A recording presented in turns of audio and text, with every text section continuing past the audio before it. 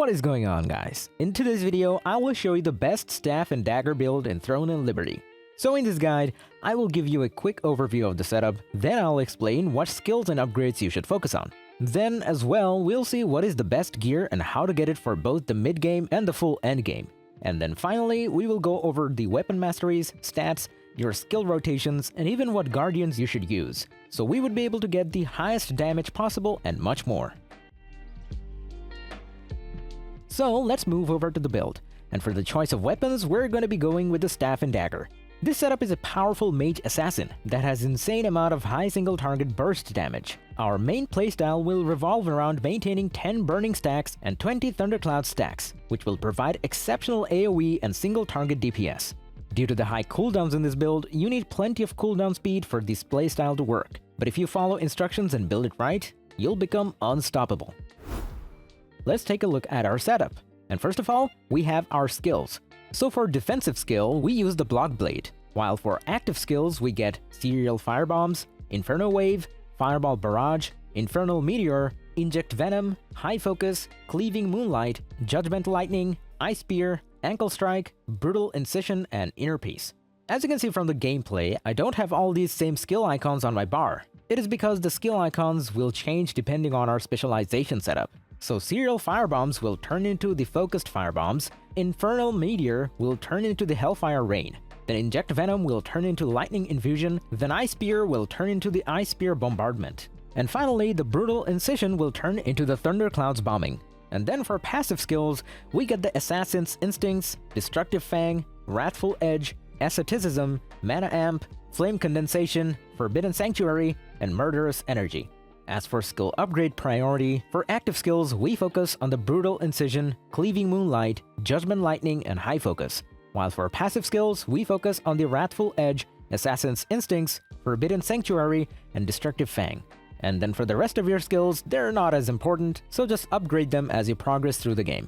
Next we have skill specialization, and for Serial Firebombs we select the Focused Firebombs and Mobility. Then for Fireball Barrage, get the Fireball Frenzy. Then for Inject Venom, select the Lightning Infusion and Cooldown Reduction. Then for Cleaving Moonlight, get the Consecutive Use and Attack Speed Increase. For Ice Spear, get the Ice Spear Bombardment and Damage Increase. For Brutal Incision, select the Thunderclouds Bombing and Cooldown Reduction. For Inferno Wave, get the Cooldown, Consecutive Use, and Burning. Then for Infernal Meteor, get the Hellfire Rain. For High Focus, get the Base Damage Boost. For Judgment Lightning and Inner Peace, don't select anything. And finally for Ankle Strike, get the Offhand Weapon Activation. Next we have Weapon Mastery, and this is how it should look for the staff. So get the middle first and then the entire bottom row. And this is how it should look like for the dagger, so pretty much the same thing. Get the middle first and then the whole bottom row. Next, let's take a look at our gear. And all of these items you can easily farm yourself. If you're looking for a full green gear setup, then I recommend for you to watch my leveling guides which are already up on the channel. So first off, we're using the Tublex Shattering Quarterstaff with traits like Hit Chance, Heavy Attack Chance, and Critical Hit Chance. It should be obvious that all gear should be at its max level, so 6 for green and 9 for blue and purple. You can get this item's crafting recipe from the Tyrant's Isle dungeon. Next we have the daggers, which are called the Liquirus's Wicked Thorns, and you should get Hit Chance, Heavy Attack Chance, and Critical Hit Chance. You can get it from Cave of Destruction. Next we have Decorated Champion Crown with Mana Regen, Melee Evasion, and Cooldown Speed. You can get it by defeating NPCs such as Chernobog or the Wandering Soul Knight. But to be honest, any blue helmet should work fine as well.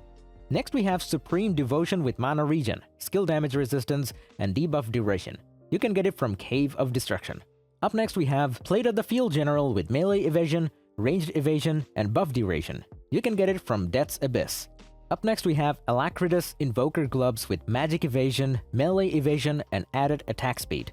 You can get it by defeating NPCs such as Nirma or the Evolus Hydromancer.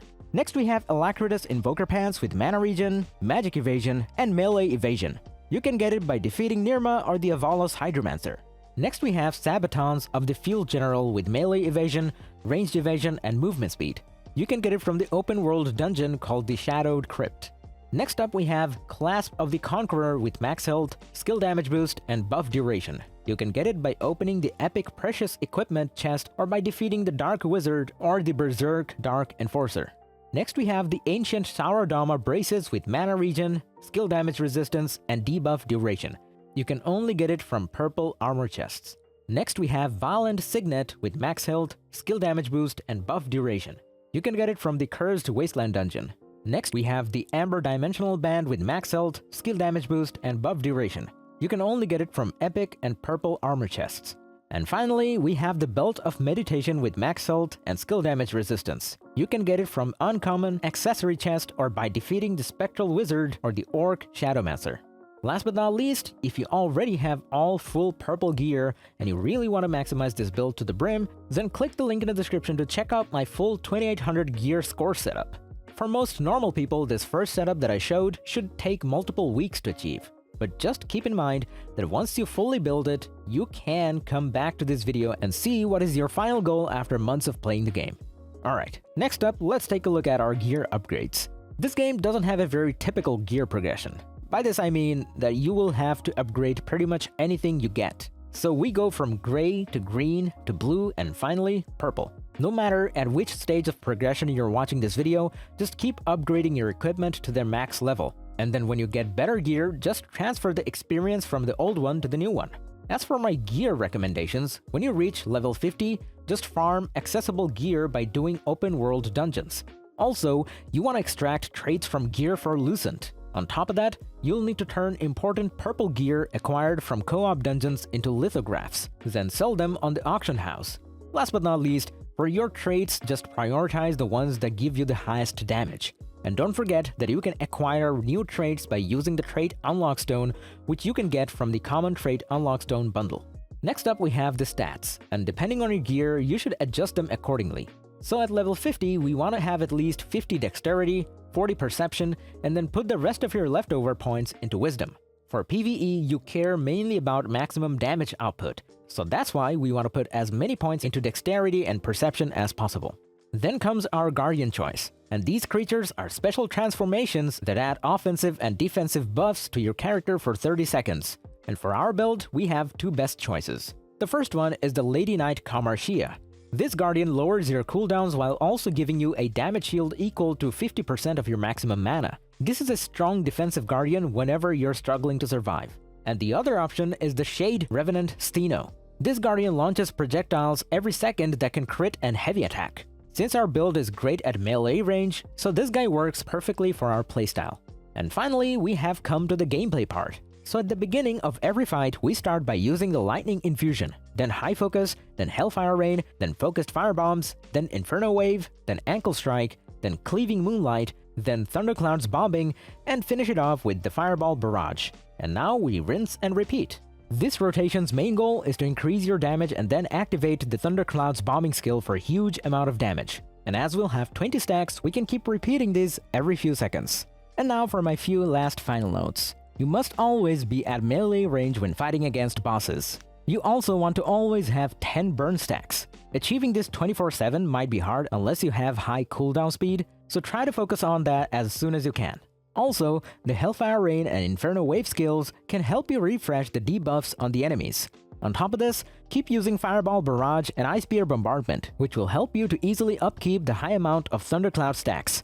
And finally, always use Cleaving Moonlight for the additional attack speed buff. Just don't spend your second charge until the attack speed buff is about to expire, because using the skill twice in a row will consume the buff itself. And that's about it. So if you enjoyed this video, click like, subscribe, and comment. If you're interested in more content, check out my channel and I'll see you in the next one. So take it easy, peace.